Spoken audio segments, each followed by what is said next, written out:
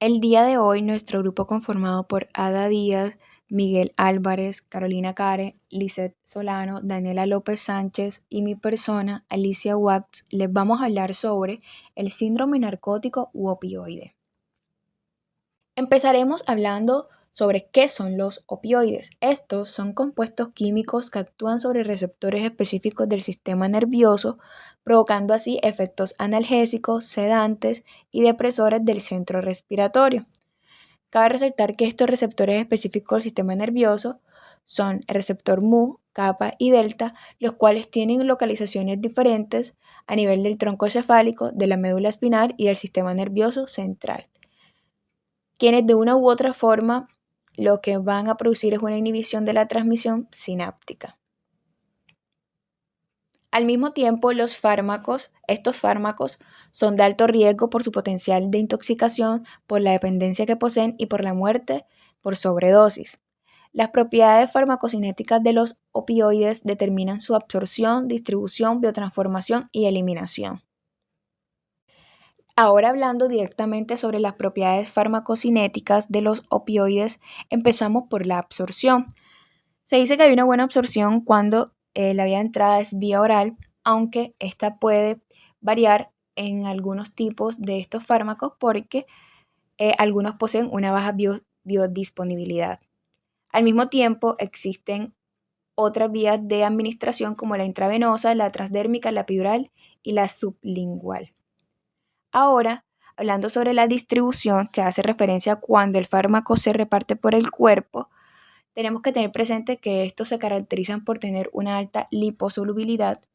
Quiere decir que estos pueden tener una rápida entrada al sistema nervioso central porque poseen la capacidad de atravesar fácilmente la barrera hematoencefálica, como por ejemplo el fentanilo y la heroína.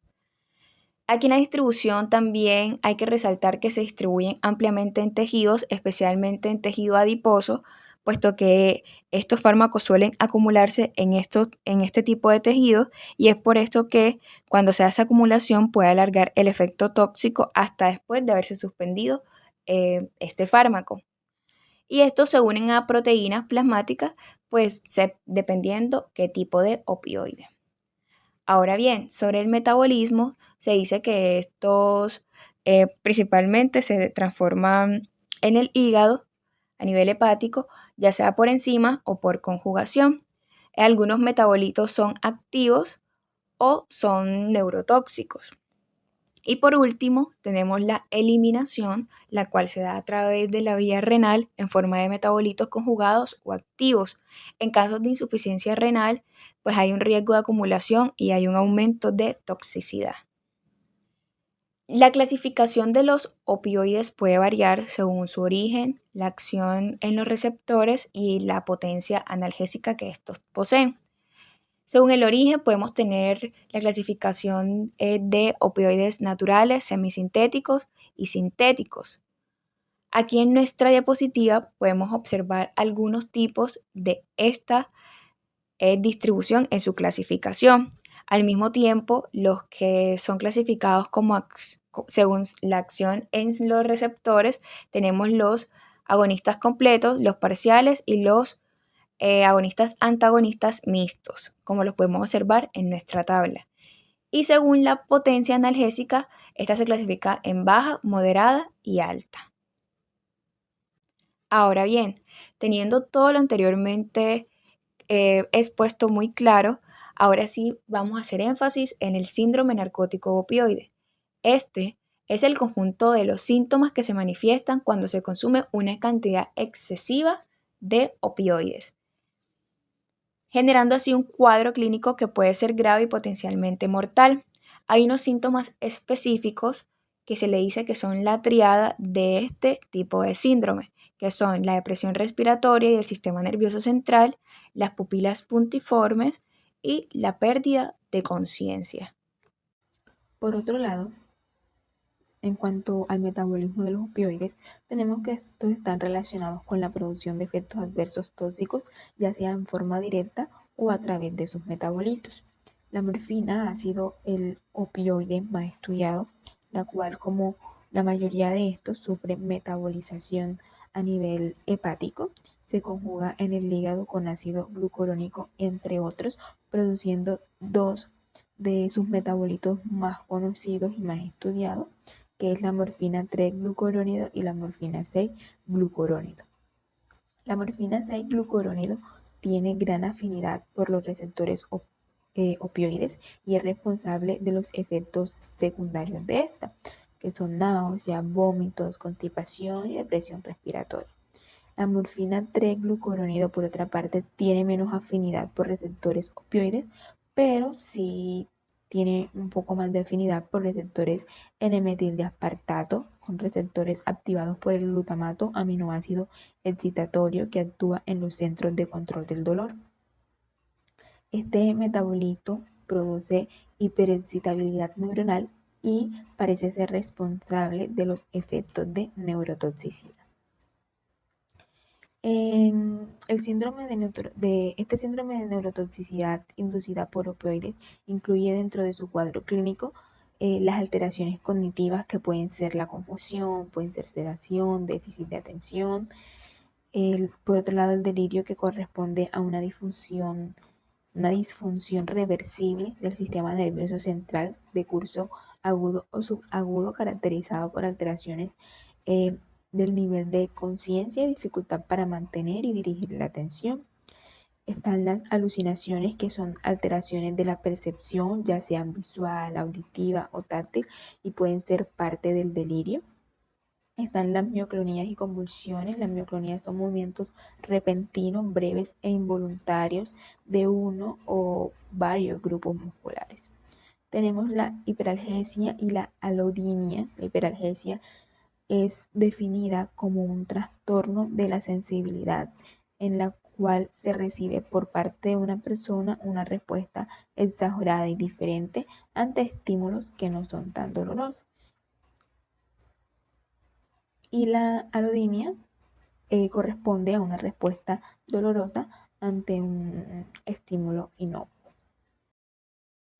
Continuando con nuestro caso clínico, tenemos un paciente masculino de 82 años de edad llamado George, el cual presenta comorbilidades relevantes como lo es la enfermedad pulmonar obstructiva crónica avanzada, una insuficiencia cardíaca congestiva grave y una enfermedad renal crónica, ya que tiene una tasa de filtración glomerular de 35 mililitros por minuto. Además de esto, este paciente ya se venía sintiendo muy débil, por lo que ya no podía vivir solo y decidió trasladarse a una residencia de ancianos.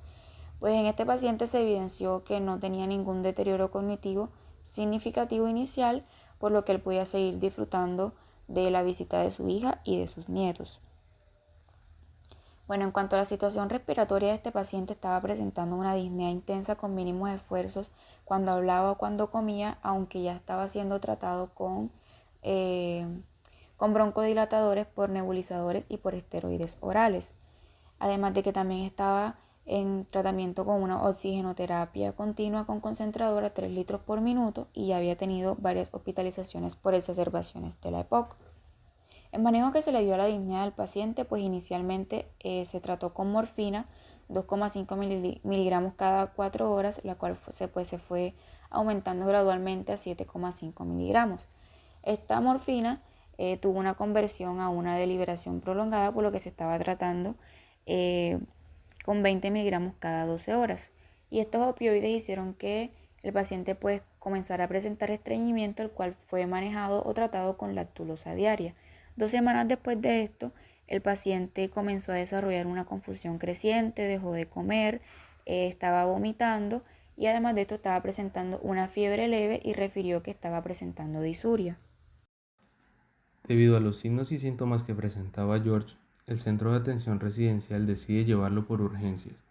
Allí se realizó la toma de signos vitales, donde presentó una temperatura de 38,1 grados Celsius, con una frecuencia cardíaca de 92 latidos por minuto, una presión arterial de 140 sobre 90 miligramos de mercurio y una saturación del oxígeno del 92% mientras recibía 3 litros por minuto de oxígeno. También se refirió que estaba presentando somnolencia. Según los resultados y la anamnesis realizada, se sospechaba de una infección del tracto urinario y el diagnóstico final era de una sepsis de probable origen urinario. Los médicos también consideraron que la morfina era una causa importante de confusión y somnolencia y decidieron suspenderla. George se encontraba menos somnoliento, pero permaneció agitado y confundido durante varios días. La confusión se controló con loxapina y desapareció un poco, por lo que regresó al centro al cuarto día con antibióticos orales para tratar la sepsis. Tras el reingreso de George al centro, las enfermeras notaron una marcada disnea. También permanecía confundido. Debido a esto decidieron llamar al médico para que le recetara un medicamento para la disnea, pero debido a la interrupción de la morfina en cuidados intensivos, se optó por aumentar el oxígeno a 4 litros por minuto y se recetó nuevamente loxapina para la confusión. Aún así, permanecía con mucha disnea y estaba ansioso y agitado. Entonces el médico recetó 0,5 miligramos de lorazepam cada 8 horas, lo que le causó somnolencia y confusión prolongada, pero reducía la disnea y la ansiedad. El personal del centro residencial consideró que la disnea debía tratarse incluso si eso significaba que George estaría sedado y confundido. Esto resultó en varios días sin comer ni beber, provocando un deterioro progresivo, el cual se evidenciaba en un estado de anorexia y deshidratación sumado a la agitación persistente. El centro residencial también decidió no reingresarlo en cuidados intensivos, ya que sufría una enfermedad grave, lo que llevó al fallecimiento de George varios días después.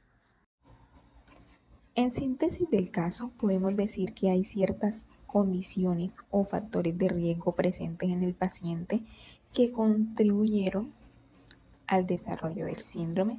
Dentro de estos está la edad avanzada del paciente, puesto que tenía 82 años, lo que lo ubica en un grupo etario especialmente vulnerable a la neurotoxicidad inducida por opioides. Presentaba una tasa de filtración glomerular reducida de 35 milímetros sobre minuto, lo que disminuye la capacidad del cuerpo para eliminar los metabolitos tóxicos derivados de la morfina.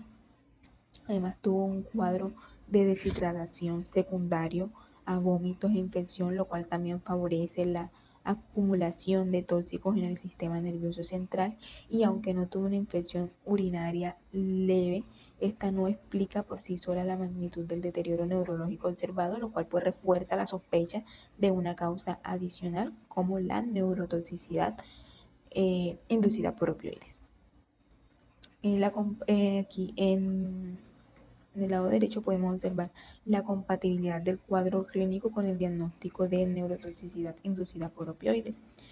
George, el paciente, desarrolló una confusión progresiva, somnolencia excesiva y vómito, que todos son signos clásicos de la neurotoxicidad inducida por opioides. Además, mostró agitación, ansiedad, lo que también pudo formar parte del cuadro neuropsiquiátrico inducido por los opioides. Y un dato clave es que a pesar de tratar la infección, los síntomas neurológicos no mejoraron significativamente, lo que sugiere que el opioide fue el principal desencadenante del deterioro neurológico. Finalmente, en cuanto al manejo del paciente, tenemos que en primer lugar se debe realizar reconocimiento temprano del cuadro clínico. Ante una sospecha de neurotoxicidad inducida por opioides, primero se debe descartar otras etiologías que por sí solas sean responsables de los síntomas, como las encefalopatías tóxico-metabólicas por falla renal o hepática, algunas infecciones como las del tracto urinario, especialmente en pacientes mayores, entre otras etiologías. Si se confirma que los síntomas son secundarios al uso de opioides, se recomiendan algunas intervenciones terapéuticas como la disminución del opioide. Si el dolor está controlado, se recomienda disminuir entre un 25 a un 50% de la dosis, con la disminución de los efectos adversos y manteniendo un buen control del dolor. También la rotación de opioides es una estrategia importante en el manejo de la neurotoxicidad por dos motivos. Primero, pues porque permite retirar el opioide responsable de los síntomas, eliminando sus metabolitos tóxicos, manteniendo un buen control del dolor. Para esto tradicionalmente se ha usado como segundo opioide aquellos que no presenten pues metabolitos clínicamente significativos, como lo son la oxicodona, la metadona y la fentanil, que hasta el momento han mostrado resultados exitosos en cuanto a remisión de los síntomas. En nuestro caso, en el caso que presentamos, sí se realizó el retiro del opioide. Sin embargo, lo que se debió haber hecho primordialmente fue una rotación de este en vez de suspenderlo totalmente, ya que George seguía con la disnea intensa. También una hidratación intravenosa es fundamental para ayudar a eliminar metabolitos neurotóxicos acumulados. En el caso, no se menciona que esta medida se haya usado activamente. También se debe manejar el delirio. En el caso presentado se usó la rosabina, que aunque sea correcto, es menos preferido que otros como la haloperidol o la quetiapina. También se debe evitar la benzodiazepina como el lorazepam, que aumenta la confusión y el riesgo de sedación excesiva en adultos mayores. Y finalmente, como última intervención terapéutica, mantener o realizar un continuo monitoreo del estado mental y la función renal del paciente.